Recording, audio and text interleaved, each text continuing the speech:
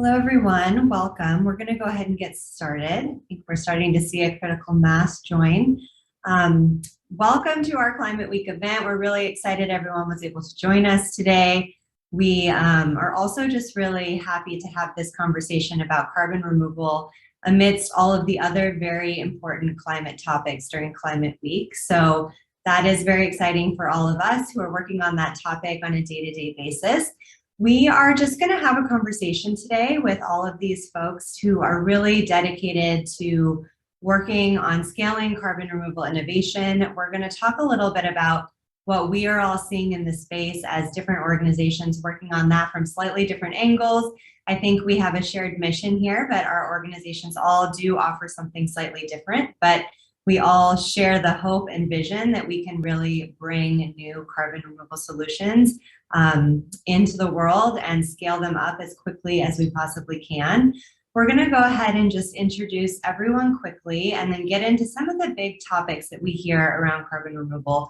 Why does this matter? Why is it important within the broader climate conversation? What are we seeing the biggest challenges to be in this space? We're going to do a nice Q&A session at the end, so please use the Q&A feature on the webinar.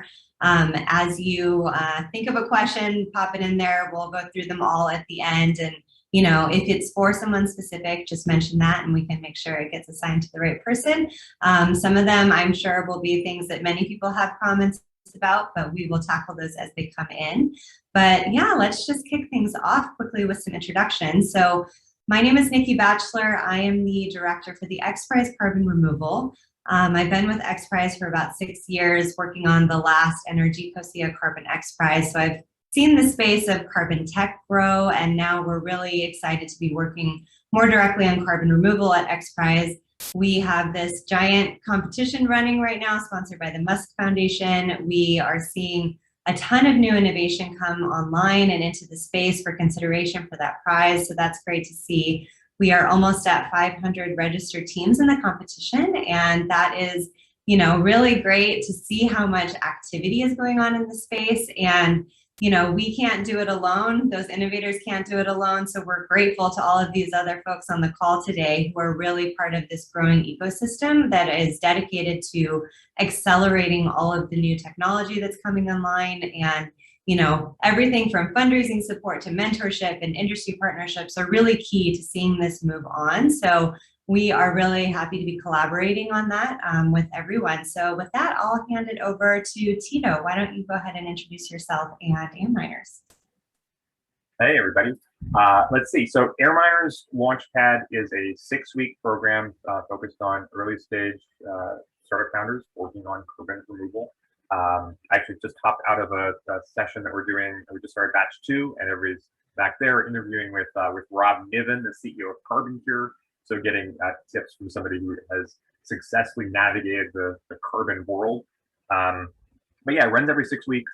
It runs for 6 weeks. We do it quarterly, and we're focused on how do we get to 1,000 shots on goal. So working on very early stage companies. You've got a technology, but maybe you haven't started building out a business model or started talking to customers.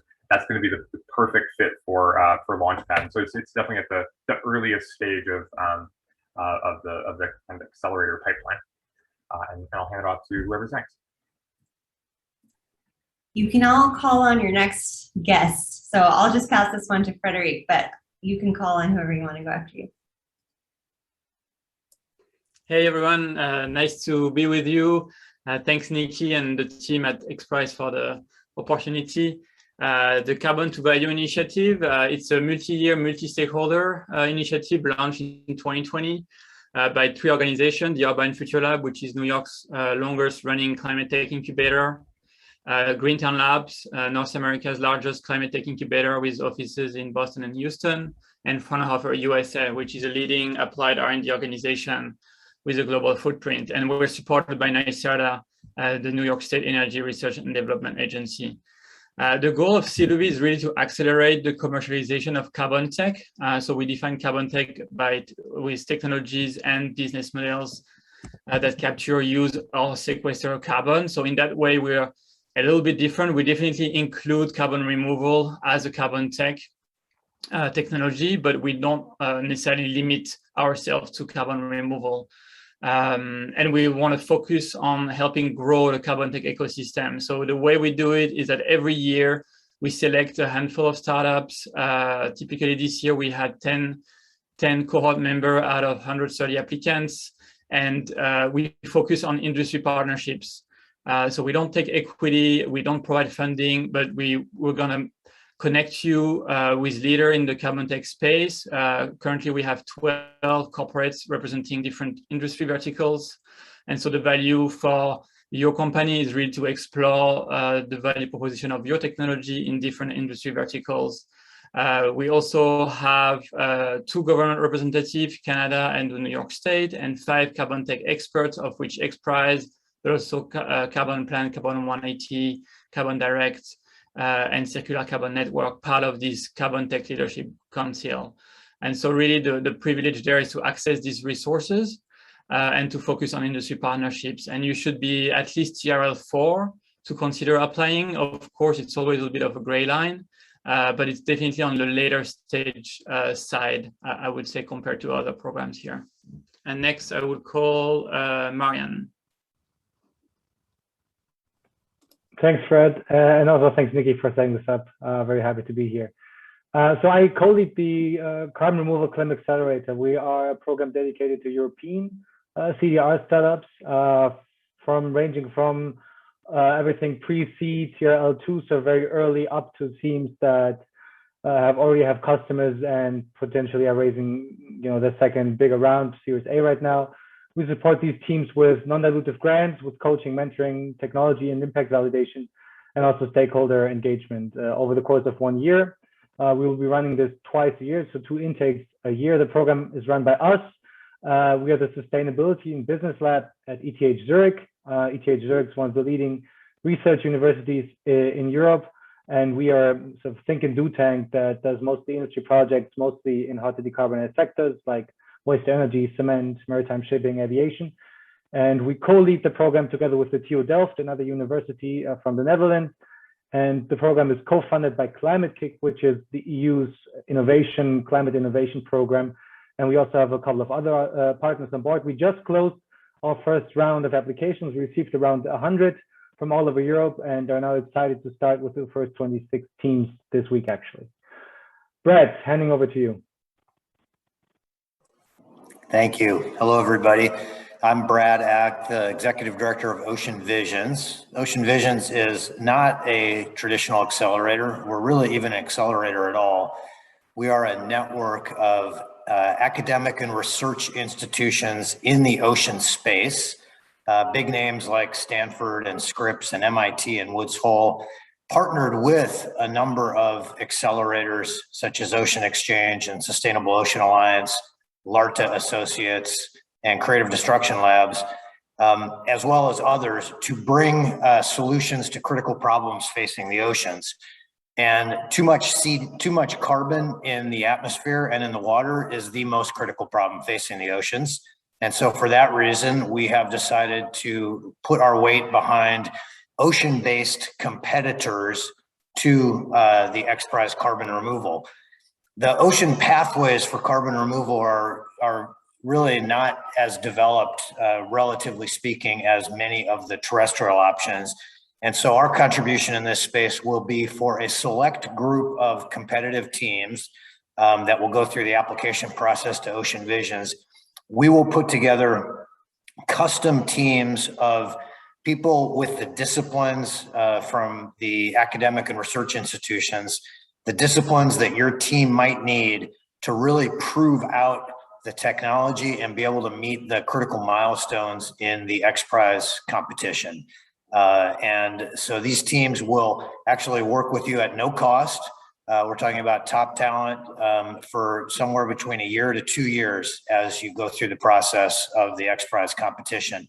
Again, it's only for competitors with an ocean-based approach, open to anyone, anywhere in the world. No IP ownership, anything like that on our side. No share or stake in the company. This is purely done as a way to raise the field overall. And I'm happy to talk to any people who are interested as time goes on. Thank you. Oh, and next I will go to Kevin. Thanks, Brad, and thanks for the invitation and joining us today. I'm Kevin Krausert, CEO and co-founder of Avatar Innovations. We're a groundbreaking energy transition and carbon technology innovation and investment firm that works inside heavy industry for decarbonization.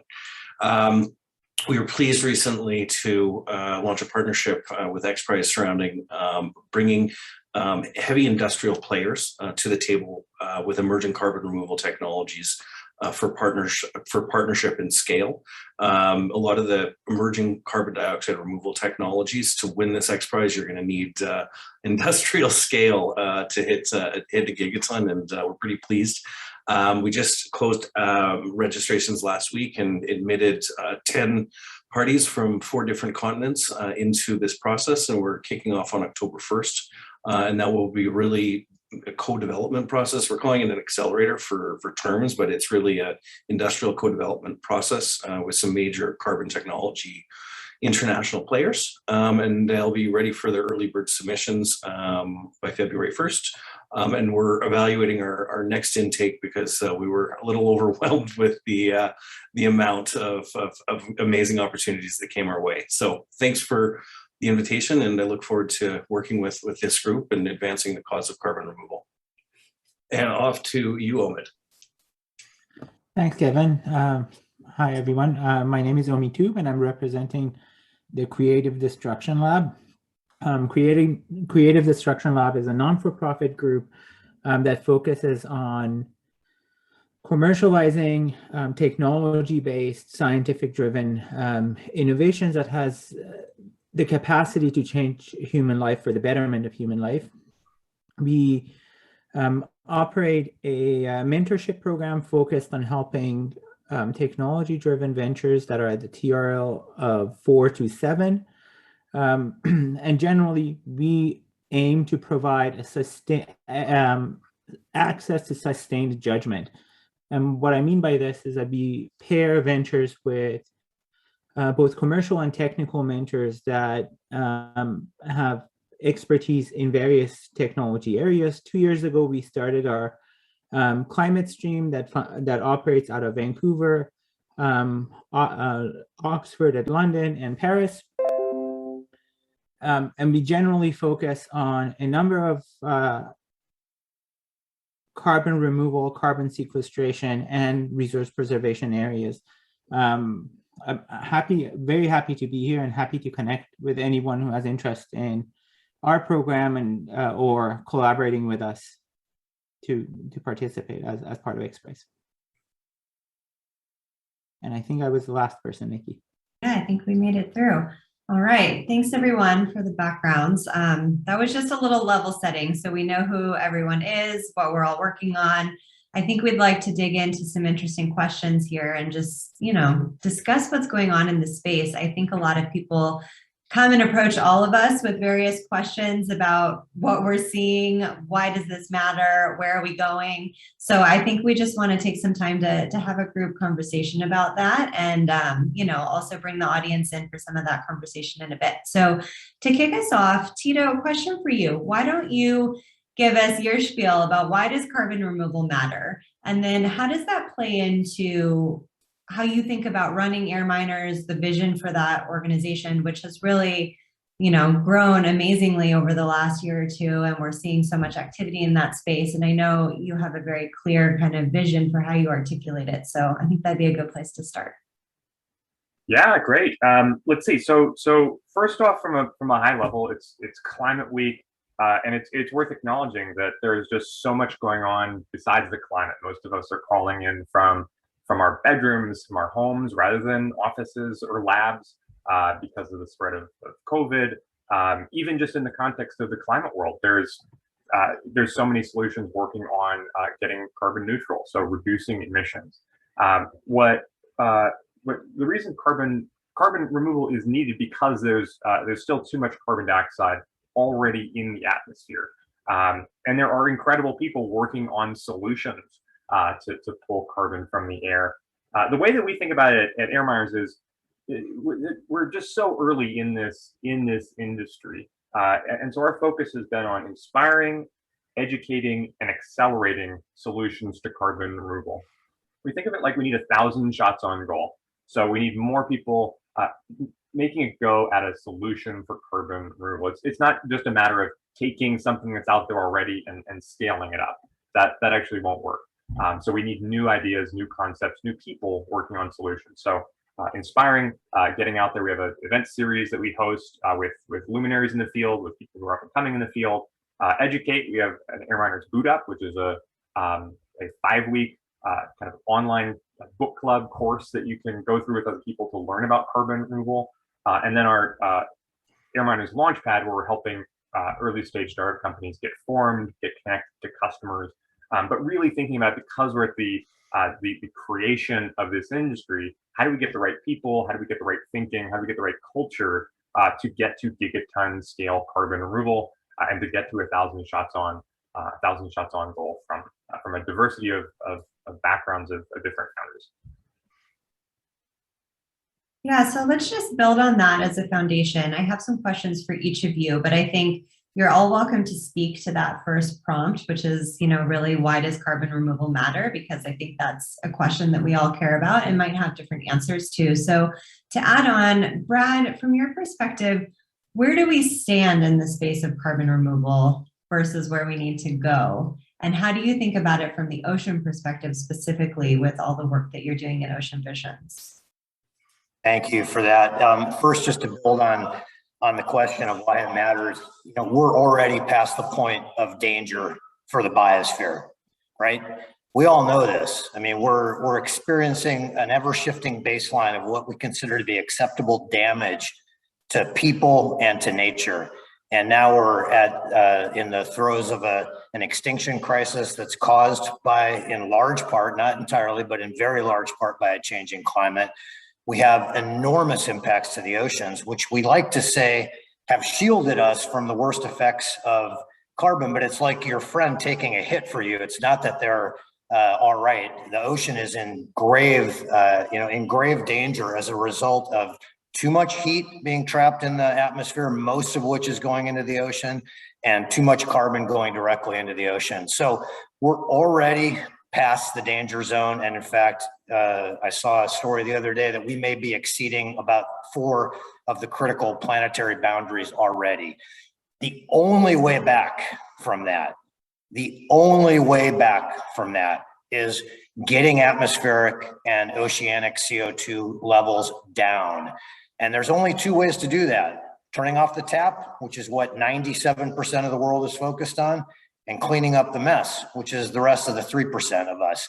And those numbers are illustrative. I have no idea what the actual relative investment is, but I'm positive it's at least 9 to 1 in terms of trying to stop the pollution versus cleaning up the pollution. So where are we? We're very nascent in this journey, right? There was a big story a couple weeks ago about Climeworks' new plant in Iceland. Exciting. 4,000 tons a year of CO2, okay? Add a 0, and then another 0, and then another 0, and then 3 more, and that's where we need to be this year at 4 billion tons, okay? So we're talking 6 orders of magnitude away from where we need to be. And that's at the low end of the estimates. We're probably gonna need to be at around 10 billion tons a year very soon in order to really make a dent to this crisis. So we have a massive job to do. We are really excited that Elon Musk and the foundation have shown a spotlight in this area with this money. Money talks, it's important, gets people going. We need, as Tito says, I couldn't agree more, 1,000 or maybe 1 million shots on goal to win this fight. Thanks, Brad. Building on that a little bit more, Fred, I'm curious from your perspective, running the C2B initiative and that community, it bridges a little bit broader than just carbon removal. How do you see that conversation playing out from your perspective of all of the different startups that have been coming in that you've been working with? Where are people seeing the carbon removal space go and evolve over the last year? Yeah, no, it's super interesting. So you mentioned, we are not specifically focused on carbon removal, but carbon removal is part of carbon tech, of the scope we consider being carbon tech. And traditionally, carbon tech is better understood as like making useful products like fuels and chemicals and materials from CO2. But we see a fourth class of product really emerging, which is carbon removal as a product or as a service. And as a market, I think we'll talk a little bit about market later. And so we have at least 3 companies in our cohort that are really focusing on carbon removal. Just to give you 3 examples. The first one is Patch. So Patch is like a software marketplace. And where they're going to be helpful is to scale the demand, the market demand for carbon removal. So people who want to buy carbon removal as a service or as a product, and scale and connect that demand with the supply. So being kind of an intermediary between the two. Another example of an engineered solution, not a software solution, CarbFix out of Iceland. So they're really looking at low-cost sequestration, mineralizing the CO2 into basalt, and they're all about carbon removal, all about safe, low-cost, reliable, measurable way to capture the CO2 and then to get it into the ground.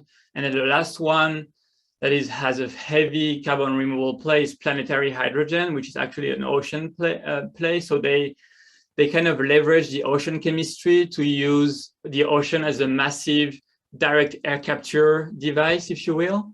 And that's an interesting longer term, but potentially very promising and scalable carbon removal solution. So that's what we see. I would say there is another trend that we see, that everyone wants to be carbon negative and be carbon removal classified. I would say be very careful with how we use that terminology. We can only use carbon removal, if you're sourcing CO2 from the atmosphere, and then if you're storing it for 100 or ideally thousands of years, reliably, safely, and measurably. And then the other condition is that the energy and the material that you're using to do so should not be bigger than the CO2 you're taking out of the atmosphere. Otherwise, you're not net negative, and so that's not gonna be really useful. And so always be critical about when you hear about carbon removal solution, what do they store the CO2, what is the permanency of the CO2, and how much kind of energy and inputs, the carbon intensity of these inputs might be. So that's kind of what we see. So, carbon removal for us is a gold standard. It's like the best we can do, but there are other approaches in carbon tech that can help to reduce emissions in the shorter term, and maybe more economically in the short term. I want to jump back in here. Brad, I want to ask a follow-up question that I saw in the chat here, which I feel like might just be a good ground setting for folks. So someone is asking, what are the merits of ocean removal versus atmospheric CO2 removal? Yeah, it's a great question. So first of all, there are a number of dimensions to that. One is the sheer size of the ocean, in that 70% of the planet, we are going to have to employ that space in this race for massive carbon removal. So no matter what technique we use, we have to think about how the oceans come into play. The oceans and the atmosphere are sort of in a dynamic equilibrium of carbon concentration. And so as you pull carbon out of the atmosphere, the ocean, which has absorbed this excess anthropogenic carbon, is going to respire it back into the atmosphere. So there really isn't a comprehensive carbon removal solution that isn't going to also involve the oceans. Secondly, the concentration of CO2 in seawater is significantly higher than it is in air. So things like direct air capture applied to the ocean may have a much higher probability of efficiency than what we see on land, simply because of the volume of CO2 in the water. Third, the oceans already are the major system on the planet that cycle carbon. There's about 50 times more carbon in the deep ocean than in the atmosphere. And so you can see how just slight changes to overall oceanic carbon, not dissolved carbon, not dissolved CO2, but oceanic carbon in the deep sea could make a very big difference. But we need both. We are not trying to hold out that oceans are better than the atmosphere as approaches. As again, back to the 1,000 shots on goal. We need everything we can get that works, that has a strong positive life cycle analysis to it. Thanks for that. One thing that's exciting, I think, about this group of folks that is assembled here is that we have a range of perspectives. Some people working on more specific areas like ocean versus atmosphere or carbon tech. You know, we have those kinds of thematic areas. We also have different geographic focuses in some cases. So I want to shift for a minute and kind of talk about maybe some of the comparisons between the conversation that we're seeing here in the US versus Canada and Europe. So Marian, over to you. How are you seeing the carbon removal landscape right now in Europe? And I know you guys also just closed your submission. Are there any interesting takeaways from this kind of first group of cohort that you're starting to see emerge? Yeah, sure. So to the first question, I think Brad talked about nascency. I mean, if this complete space is nascent, then unfortunately, I think we in Europe are a bit lagging behind and a bit more nascent. I think it's also evident in the panel here. I mean, I'm the only one. The rest of you is all located in the US or in Canada. And I think we see that especially in the number of deployment and innovation on the ground in Europe. Besides Climeworks and Carbfix, which interestingly, both of you, Brad and Fred, you have mentioned, there really are not a whole lot of established CDR players in Europe yet. And that's surprising given that, I mean, we have great research universities, we have great impact entrepreneurship ecosystems, right? But I think there's two reasons why that hasn't happened yet. One is, I think we lack the clarity and certainty around policy that you guys in the US have already established. I think LCSS and 45Q have been, really great catalysts for CDR in the US, and we certainly do not have that. And I'd wish for this importance of CDR, both in policy and in general, to be recognized more on an EU level, but also on the national level. And organizations like Carbon 180 have been doing a great job in the US, and I'm very glad that we're slowly starting to see similar organizations pop up in Europe to work on that. Carbon Removal Advocacy Europe is one of them. Very excited to see the work that they'll be doing. And I think the second reason why we're lagging a bit behind is procurement. I think from the big procurers that are out there that have shown that they are willing to buy early, to buy at a premium price, except for Swiss Re, none of them have come out of Europe. And I think while Stripe, Microsoft, Shopify, all of them have been sourcing globally, it is a sign also for local ecosystems if a local buyer, if a European buyer went ahead and was okay with paying those premiums. And quite frankly, we have those corporates, and those corporates have aggressive targets. They just need to follow up on them, right? And with regards to the submissions, actually, those were the points that were also addressed by the teams when we asked them why they were applying and what they would need help with. One was unclarity around EU regulation regarding verification, regarding methodologies, regarding incentivization. The second one was they would like to get a better understanding of how these procurers source, what are the requirements they would need to fulfill in order to become eligible for a Stripe, for a Klarna, for a Microsoft. And the third thing, which I haven't mentioned, is I think is also funding, VC funding specifically. I think there's just greater appetite for deep tech in the VC ecosystem in the US or in North America in general compared to Europe. I think that's changing, and I'm excited about it. And we're also trying to change it. But I think we still have a bit to go and to catch up with you guys. I just want to pick up on two things that you mentioned in case folks in the audience don't know what 45Q or LCSS are. Open question to the group. Who wants to explain those? I can jump because it was going to be in a little bit of my kind of commentary. So 45Q is the US government standards for sort of carbon removal offset protocol legislation. It was an attempt to turn carbon offsets or carbon removal technologies into a fungible market. There's a variety of jurisdictions around the world looking at our own. Canada's recently implemented something very similar. And this, I think, speaks to, the emerging carbon protocol that needs to happen for this market to truly unlock itself. That'd be an introductory policy question. I know enough to be dangerous on this, and I know it's an emerging issue. What I would say is, I think one of the big hopes for COP26 is the ratification of Article 6. Article 6 is a provision in the Paris Convention that would allow an international tradable carbon offset market. Currently, right now in Canada, and I believe the US, you've got voluntary offsets and compliance offsets. They're not all created equal. That's somewhere that we need to put a lot of effort into as a planet. Well, you were next up on the question as well. So I'll just hand it over to you to speak for a minute about, what are you seeing the landscape like in Canada? How are you seeing people talk about carbon removal, especially in comparison to how folks have described it so far in the US and in Europe? Yeah, for sure. Well, you gave me the hard question first, Nikki. Yeah, first of all, it's great to be included in this group. And I think building on Tito and Brad's kind of commentary is that net zero is not going to be enough. We need to be thinking about what carbon negative solutions do look like. The way I think about this is, if you've got a bathtub and you're filling it up with carbon dioxide and it's overflowing, the first thing you're going to do is shut the tap off. But the next thing you're going to do is open up the drain.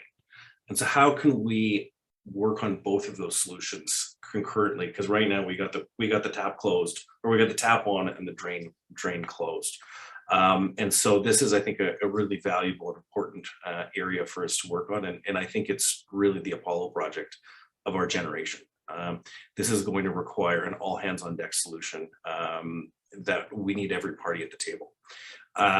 So I think this is such a fantastic initiative, and we're delighted to be lending our support. In terms of Canada and CDR, actually, we're one of the birthplaces of carbon removal technologies. Carbon Engineering, the largest carbon removal company in the world right now, was born right here in my hometown, Calgary. Much of the leadership team is still here, and so there's a pretty awesome carbon technology ecosystem in Calgary and Canada, kind of at a broad. We were happy to host the COSIA XPRIZE, which led to the winner of Carbon Cure, and built the Alberta Carbon Conversion Technology Center, one of the world's leading carbon technology centers. So I think, now that being said, despite Canada's, I think, early start on this race, it's still, I'd still say we're in the first inning of it, but we're proud of what we've accomplished thus far. So, I'd say broadly speaking, the unique aspect of how Canada is approaching this is, first of all, we've got a really blessed land or geographical position for a lot of these solutions, both the second largest landmass in the world, as well as the longest coastline in the world, to be really looking at the type of industrial scale for gigaton type removal. Secondarily, I think we've got a fantastic sort of research hub that's been driving a lot of these initiatives like Carbon Engineering and others. I'd say risk capital is starting to come to the table, and I'd say that's from the industrial parties.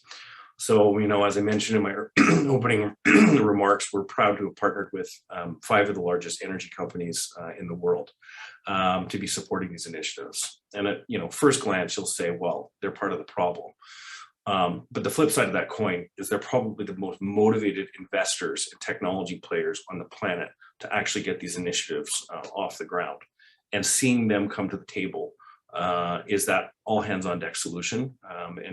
We just, as I said, we went through a roundtable yesterday, and each of them put up their hands for 2 carbon removal technology companies. They want to build towards this XPRIZE. So industry's coming to the table. So, as I mentioned, we need a fungible carbon offset market to turn this into a real opportunity. And Canada looks forward to working with the many other jurisdictions as we solve this global challenge. Thanks, Kevin. Omid, over for you. I'm just thinking about CDL and your structure is a little bit different than some of the other programs represented here in the sense that you are working across many different thematic areas and tracks. You also have a fairly global footprint. Can you speak a little bit about why CDL decided to start working on carbon removal as a specific kind of area of focus and how long that has been in your portfolio? Yeah, absolutely. I'm happy to go last because a lot of the points I would have made has already been mentioned by Frederic and Tito and Kevin. So hopefully I'll just build on that. Generally speaking, because CDL is a mentorship program, we look at our ecosystem to help us figure out what is the next area we need to focus on. We leverage what we have at each of our ecosystem and look at where we feel the market is ready for innovations. We identified climate 3 years ago as an area that we would like to expand in. We looked at all of the sites at CDL and decided that there are 3 of these locations, Vancouver, Oxford, and Paris, that are really poised to take advantage of the expertise in our region. So we started focusing on climate, and we had a very holistic view of what our climate stream is going to look like. Partly for what has already been mentioned. So we believe ocean is important, and we believe water preservation, atmosphere, all of these have a role to play. And we wanted to expand our net as wide, or cast our net as wide as we could. We also started looking at what are some of the players in our ecosystem that would need to drive this change. And similar to what Kevin said, we believe industry has a very big role to play. So we designed our theme originally to see what are the short-term and long-term gains that we could have in the market, or long-term innovations we can drive in the market. So we started our climate stream last year, and originally we didn't have carbon removal as part of our themes. Very quickly after we started, we realized that for us to make a big difference and a meaningful difference, carbon removal needs to be one of our themes.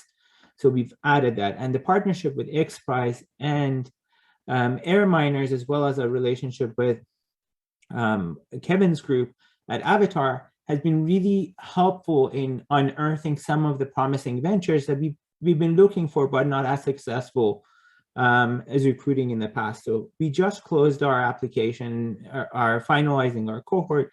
We expect that this year, probably 20 to 25% of our ventures in climate, so about 5 out of the 20 are going to be focused in this area. And we expect that this is going to be expanding, and partnerships such as the one we have with air miners and XPRIZE, for us, is incredibly important in driving the space. Great, thank you. So I was going to ask the group to speak about what you see the biggest challenges are currently that startups are facing and what kind of support they need, how you think about tackling that through your programming. I'm going to add on a question that I see from the audience about what specific technical skills one should learn in order to build these kinds of solutions. I feel like that is probably also very integrated with what you might answer the first part. So that's an open question. Who wants to go first? I mean, I'm happy to just start and then people can build on, but I think the biggest challenge right now for carbon removal is really market development. Like, what are you selling? What is your product? And who's gonna buy it? Right now we have, 3 main buyers like Microsoft, Stripe, and Shopify, but that's very small. And the question is, who's the next wave of carbon removal purchasing? Is it going to be individual? Maybe rich people basically have a Tesla Model S approach, develop a very high-end luxury product that people want to buy a premium. After we are able to sell watches, for $10,000, why couldn't we sell carbon for $1,000? So I think market development is really key. That's why at the C2V initiative, we're trying to develop economic cases for CO2, because we believe it's going to accelerate scaling these technologies. These technologies are very early still, and they're still very expensive because they operate at small scale. So if they have a better economic case through utilization with carbon tech, then they're going to scale faster to go then towards more carbon removal solution. That's kind of our approach. Just to build on that a little bit, I agree that a lack of a robust market is a critical obstacle, but there's obstacles before that. And some of those came up in the chat, which is the ability to verify and assure carbon storage permanently and safely, right? And that gets to the social and political license to operate question, which is probably, in my view, the biggest hindrance to this space, or the biggest hurdle we have to overcome, is that people don't yet have the information that they need to trust that these solutions aren't going to be worse than the illness. And, you know, so many things we've done throughout modern technological history have been in the name of good and have led to tremendous downsides. So we have this really big hurdle to overcome, which is a serious deficit of information about the broad environmental effects of some of these approaches, the permanence of the carbon, and to bring the public and the interested communities along with us so that we can have a market that will incentivize and continue to drive growth in the area.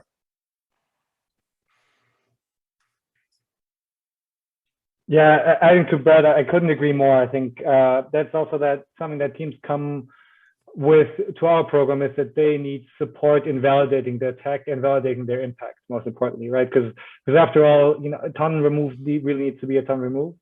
And that is a question that they themselves sometimes lack the skills to be able to determine, right? So you asked about what skills, you know, potential entrepreneurs in this space need.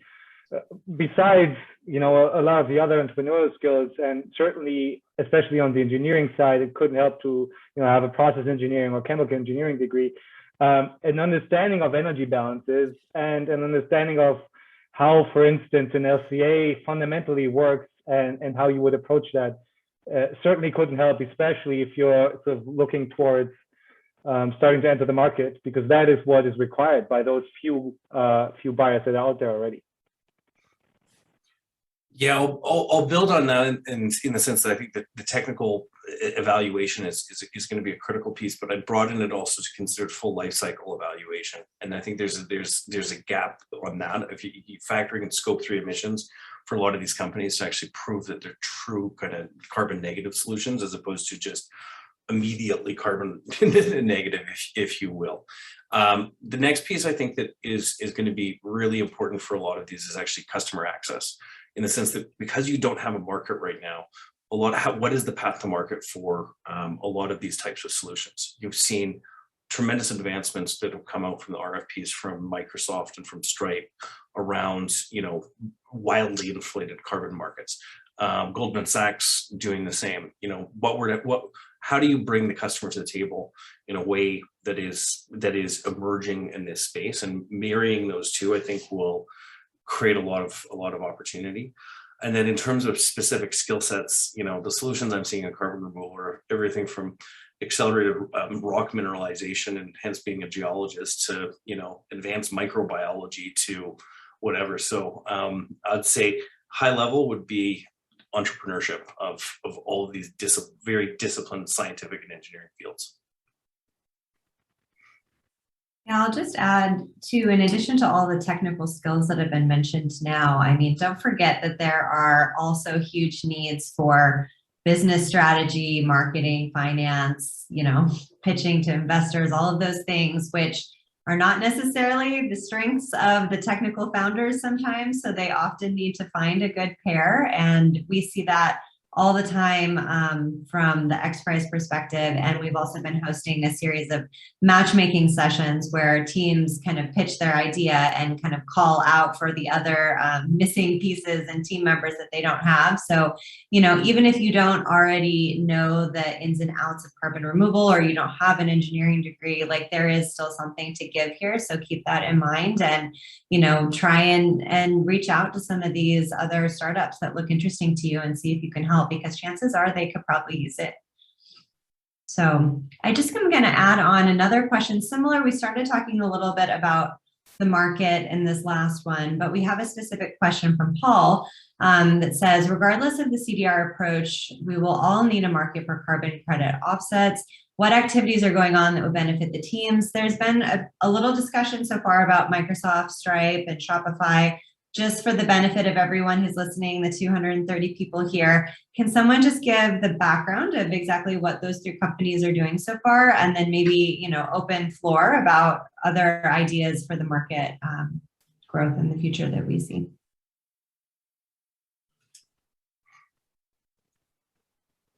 I'll jump in. Microsoft has the world's leading carbon commitment. They have committed to becoming entirely carbon negative by 2050, cleaning up the entire footprint of their company. So that is the industry leading commitment. There are literally dozens and dozens and dozens of other companies besides the ones mentioned that have commitments. There's just very few that are buying carbon right now, like Shopify and Stripe. And they're not really buying carbon in the conventional sense. They are funding long-term research and development to create the stream of future carbon that they might be able to buy to meet their commitments, because they're paying, prices way above the conventional market in order to seed the space. And that's what we need. And the announcement yesterday, where the Breakthrough Energy Catalyst got $1 billion of philanthropic money to help develop green energy. It's the exact thing we need in this space. We need de-risking capital. We're not ready for investment capital yet, unless it's extremely long-term investment capital. And that's not true for every approach, but for many, what they need is de-risking capital, the money to build out their technologies, prove the relative safety, not absolute safety, because nothing's safe, but the relative safety to the no action alternative, which is unsafe, and to encourage people to come in. But I think these companies like Microsoft and Shopify and Stripe are blazing the trail for that. Yeah, and I'll just kind of build on that too, in the sense that, what a lot of these really leading edge companies like Microsoft are doing is basically they're going to go create a market. And it's but what they're doing is really in kind of this voluntary offset world. So Microsoft goes and issues an RFP. They say they'll pay $1,000 a ton for somebody that can permanently remove CO2. And then an emerging technology company can go win that RFP and then access that risk capital that Brad was mentioning is in such short supply. The question is how do you start moving that into a compliance base? So in Canada, you've got, all these compliance protocols that you can access that tend to be slow and bureaucratic. But if there was a simple, transparent, fungible market to unlock that would unlock a lot of the kind of risk capital. Because Brad's right, there is so much green infrastructure money at the infrastructure size level, and there's not enough at the kind of risk level. And how can we unlock that? And I think there's some really interesting solutions that are coming to the table. I'm hopeful of which some will be announced at COP26. Also from the supplier perspective, if you look at Climeworks or carbon engineering, what they're trying to do is really differentiate carbon removal, product, offset, whatever you want to call it, and carbon credits, because historically carbon credits, it's avoided CO2 emissions. So I'm going to build a solar plant, and that solar plant is going to avoid electricity from coal, just very, very simply put. That's avoided emissions. Carbon removal is completely different from climate impact perspective. You're actually taking CO2 out of the atmosphere. So you're not avoiding future risks. You're like repairing, like Brad was saying, you're like repairing damage. So I think collectively, we should try to have a different market and with a different value. 1 ton of CO2 removed has a different value from a climate impact perspective than 1 ton of CO2 avoided. And that's, honestly, this is new.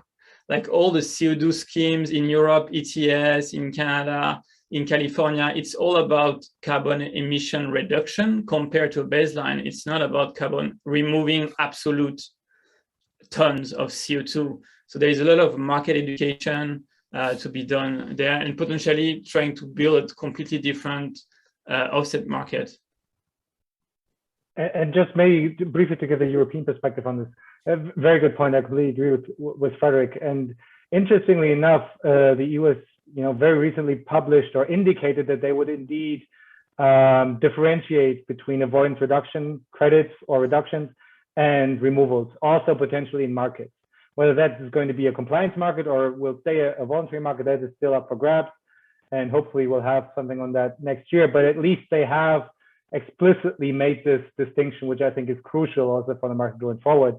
For the voluntary market, I think we're in this weird situation where typically you'd say that the supplier, wants to build barriers to entry for other suppliers. Right now, I think costs are prohibitive actually for buyers to come in, right? So there might be actually buyers who would like to, procure permanent carbon removals, but costs are simply too high. They might not have the luxury or the balance sheet of a Microsoft, a Stripe, or a Shopify to be able to pay $600, $700, $800 for a Climeworks direct air capture credit. So I think that is one of the reasons why we're seeing sort of a lack of market. It's not necessarily only because there's a lack of supply, but also because costs are unfortunately so prohibitive.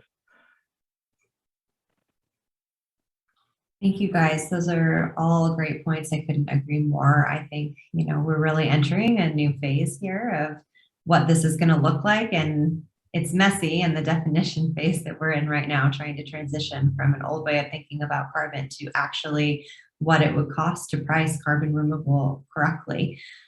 So we 100% agree with those points and, hope to contribute to that conversation through the prize as well over the next few years. I got a few questions just asking for everyone's contact info again. So I know a few of you have shared it, but if everyone can just share their website and whatever email address is best to reach you and your program at in the chat, that would be great. So folks can see it all like fresh and they can get it in the last few minutes of the session in case they want to follow up with anyone directly. We have a question here from John about what modalities of CDR are not getting enough attention and need more basic research prior to implementation. I think that's interesting. We see a lot of people kind of asking about that. And I think everyone maybe has a different take on it, but I'm sure there's some similarities. So I'd be curious what everybody's answer is to that one. I can jump in quickly on the ocean space. We just actually published today and sent out an announcement about it. 3 technology roadmaps around 3 big domains of ocean-based carbon dioxide removal. And you can find them at oceanvisions.org/roadmaps. But they are basically the culmination of a year of work with a global crowd to identify the current state of technology in those 3 big domains, the most critical challenges they face to move forward in R&D, and a whole suite of first order priorities, which are what are the most critical things that need to be unlocked sequentially and sometimes consecutively to move the field forward, like that issue of additionality that we talked about, right? Until we can crack monitoring and verification through ocean pathways, we're always going to be struggling. And there's a number of other items highlighted in the maps just like that. And so that's really a direct answer to that question. We've tried to specifically lay out what the state of the field is and what needs to happen next. And it's very interactive, and you can sign up to be a contributor, and you can also leave comments and suggest changes like a Wikipedia page.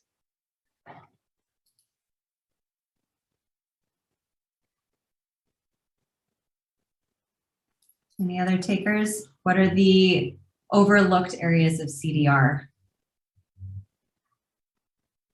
I think one that I always feel doesn't get the credit it potentially deserves, so that could be a low-hanging fruit is bioenergy carbon capture on waste energy plants. It is, you already have the facility on site. You just need to install the carbon capture unit.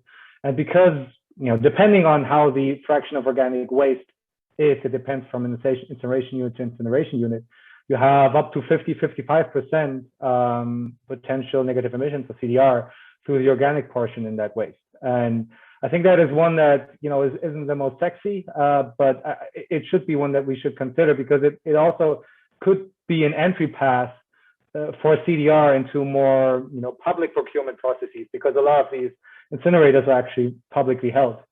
So they could, dip their toes into CDR without having to spend quote unquote too much money. Obviously, there's some capex involved, but I'd love to see more recognition of that potential.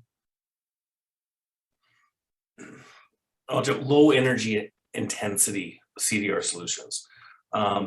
There's some fantastic work that's being done out there, but some of them are always predicated on just like endless supplies of free renewable energy. And that's not going to be realistic. And I think getting an energy efficient solution is going to be the winner.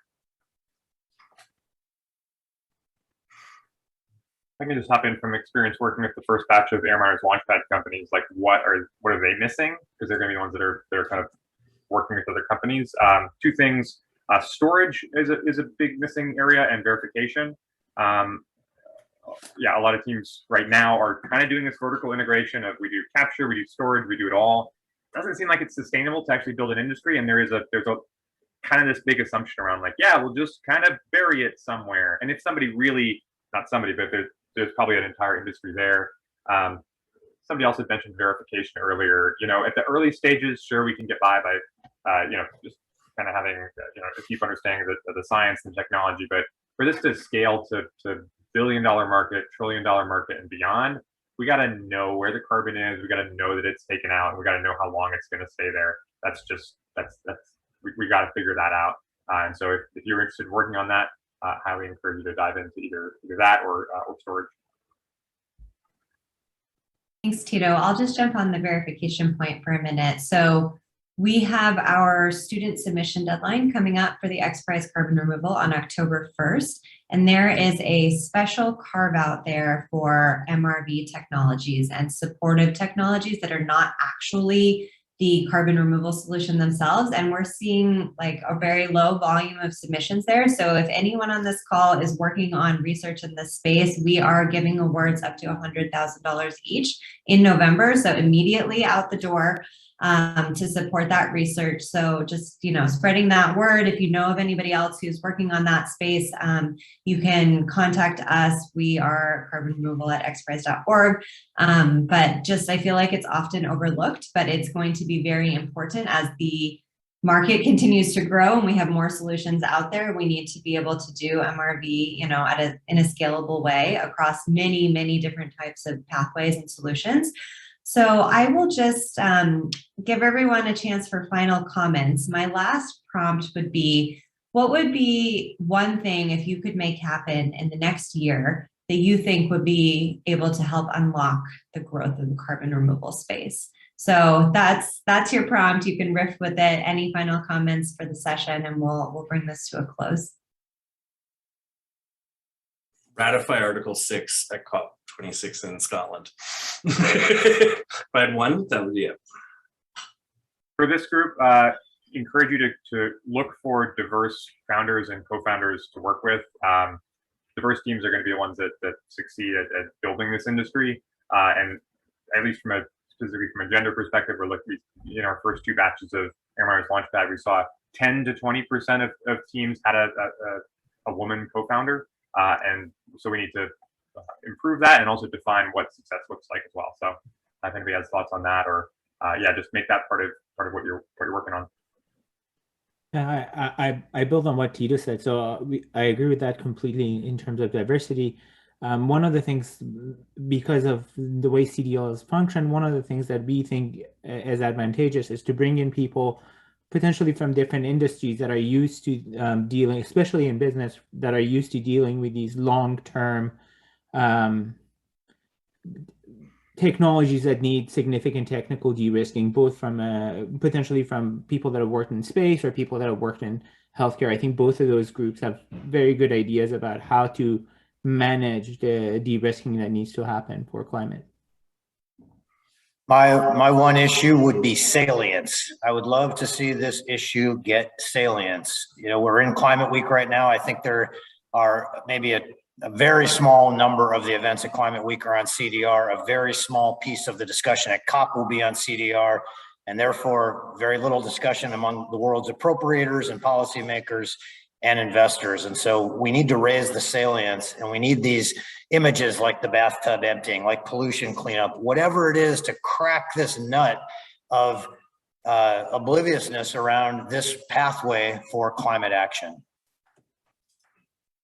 Yeah, I couldn't agree more on the things that I thought Reed mentioned. I think one thing in terms of market development, it would help a lot if the Science-Based Target Initiative, so the organization that verifies corporate net zero pledges and plans, whether they accept or say or indicate that they accept removals as part of net zero commitments, because that I think will then allow corporates that might not have procured CR yet to decide to do so, and that would then drive the market forward. I would just say people, we need more people in that space. So if you're not working on CDR or in climate change, you should think about it. It's scary. Don't get scared by technicalities. There is a space for everyone, whether you're doing marketing, sales, accounting. We're building a new industry, so we need everyone here, and it can take time. I've done it 10 years ago, but there is really a space for everyone to contribute here.